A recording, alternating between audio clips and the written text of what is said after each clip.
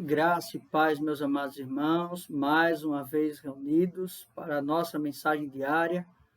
Louvado seja Deus que tem nos dado a tecnologia e podemos chegar até os amados irmãos com a palavra de ânimo, vigor, coragem e esperança da parte do nosso Deus. Meus amados irmãos, nós hoje vamos dar continuidade à carta do apóstolo Paulo aos Colossenses, para este momento, no seu capítulo 3, dos versos 1 a 4. Colossenses capítulo 3, versículo de 1 até o versículo 4. Mas antes vamos ter uma breve oração, rogando ao nosso Deus por iluminação e entendimento da sua palavra. Vamos orar. Pai, muito obrigado, Senhor, mais uma vez, porque estamos reunidos. Obrigado, Pai, porque o Senhor tem falado aos nossos corações. Abençoa cada família, cada irmão, cada irmã. Ó Deus, que nós possamos ter um coração voltado para a Tua palavra, para o entendimento da Tua vontade, que é boa, perfeita e agradável. É assim que nós oramos. Em nome de Cristo, nós já agradecemos. Amém. Muito se tem defendido nos nossos dias acerca da diversidade. Muitos são os movimentos que falam acerca de diversidade. Diversidade no seu sentido racial, diversidade no seu sentido sexual, diversidade em várias áreas.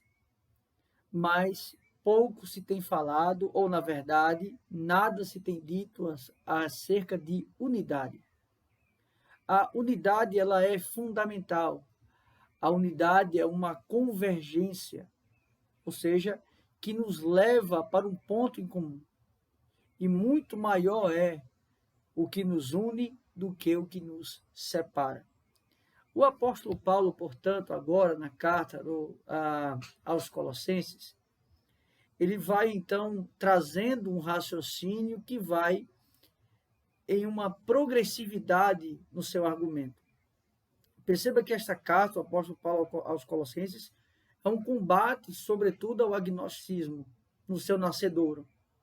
Ou seja, alguns defendiam o retorno desses irmãos às práticas judaicas. E esta era a preocupação de Epáfras, o conservo de Paulo, quando vai a Roma na sua primeira prisão. Denunciar, então, que falsos mestres estão trazendo falsas doutrinas e, mais do que isso, estão levando alguns irmãos a retornarem a práticas judaicas. Agora, o apóstolo Paulo vai tratar, primeiramente falando que a lei é incapaz de me proteger do pecado, e agora ele vai dizer acerca desta unidade, desta união com Cristo.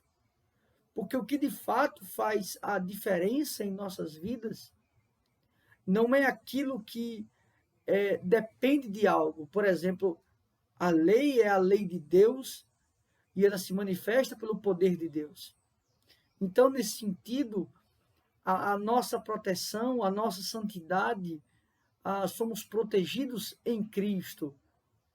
E é nisso que ele vai tratar. E ele vai ter esse aspecto, começando como se fosse por uma conclusão.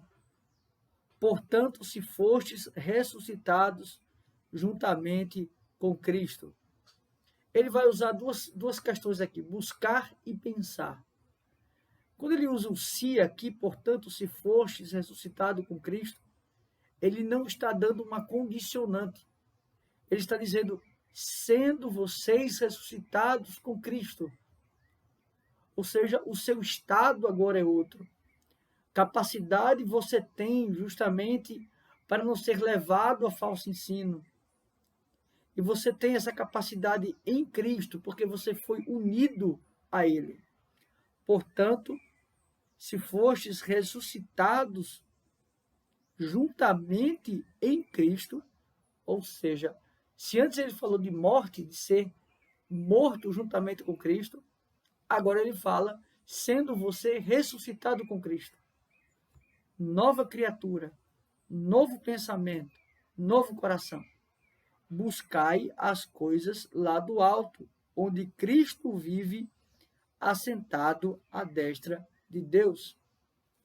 Claro que essa busca das coisas lá do alto não é a busca pelo céu, propriamente dito, mas é um interesse naquilo que tem a ver com as coisas de Deus.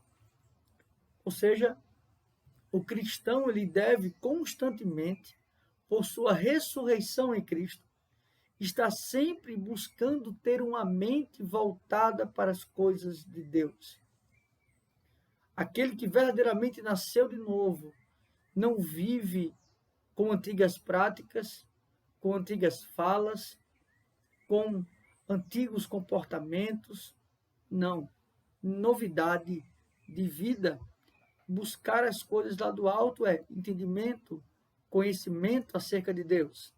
No verso número 2, ele agora vai usar a outra nomenclatura. Pensai nas coisas lá do alto. Se antes eu busco, agora eu penso. A minha mente está constantemente encharcada pelas coisas de Deus, pelo ser de Deus, pela obra de Deus. Pensai nas coisas lá do alto. Ele vai dizer, não nas que são aqui da terra, não desses mundo caído.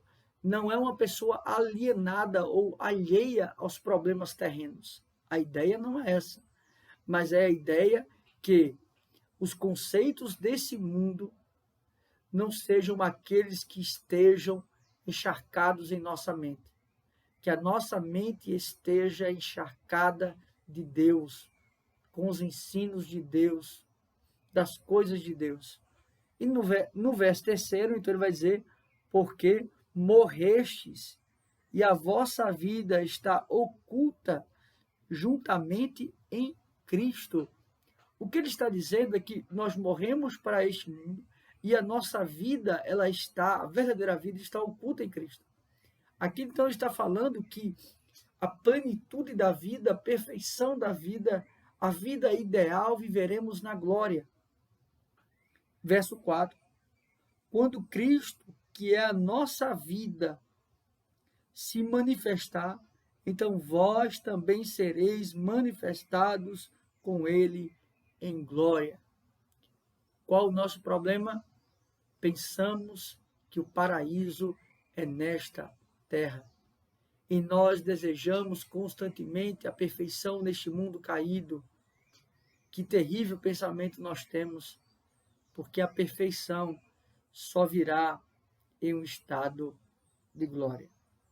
Portanto, meus irmãos, que possamos entender que muito mais é o que nos une do que o que nos separa, o que nos une é Cristo.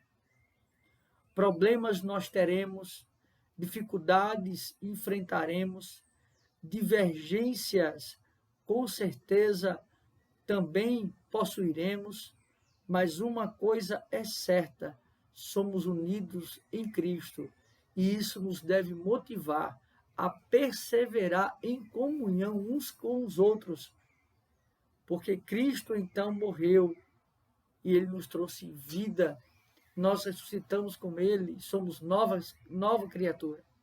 Que Deus assim os abençoe, meus amados irmãos. Vamos orar, encerrando esse momento.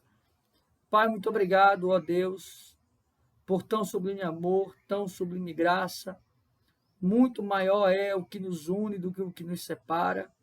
Portanto, ó Deus, converge o teu povo à tua vontade e nos faz entender, Senhor, que fomos ressuscitados com Cristo e morremos para os rudimentos desse mundo. Obrigado, Senhor, é assim que nós oramos. Em nome de Cristo, nós já agradecemos. Amém. Que Deus assim os abençoe, meus amados irmãos.